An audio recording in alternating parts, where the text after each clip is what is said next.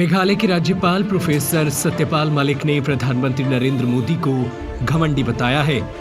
मलिक ने कहा कि जब मैं किसानों के मामले में प्रधानमंत्री जी से मिलने गया तो मेरी 5 मिनट में उनसे लड़ाई हो गई। वे बहुत घमंड में थे। जब मैंने उनसे कहा कि हमारे 500 लोग मर गए तो उन्होंने कहा कि मेरे लिए नहीं मरे हैं। मैंने उनसे कहा कि आपके लिए ही तो मरे थे, जो आप राजा बने हुए हो। मेरा झगड़ा हो गया। उसके बाद उन्होंने कहा कि अब आप अमित शाह से मिल लो। मैं अमित शाह से मिला।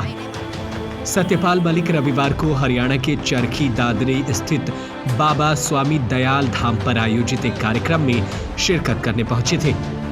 इसी दौरान उन्होंने मीडिया से रूबरू होते हुए कहा कि किसान आंदोलन में दर्ज मुकदमों को रद्द करने के साथ ही सरकार को एमएसपी को कानूनी अमलीजामा पहनाने का काम ईमानदारी से पूरा करना चाहिए।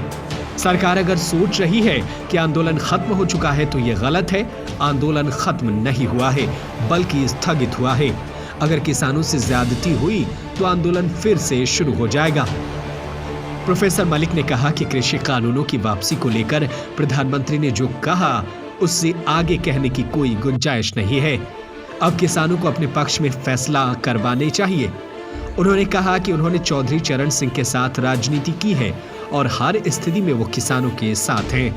इसके लिए फिर उन्हें चाहे कोई पद भी छोड़ना क्यों ना पड़े। सत्यपाल मलिक लंबे समय से किसान आंदोलन का शांतिपूर्ण समाधान निकालने के पक्ष में थे। वे केंद्र सरकार से भी लगातार किसानों से बातचीत करने के लिए दबाव डाल रहे थे। उन्होंने इस मसले पर स्वयं भी किसान नेताओं से बातचीत की थी।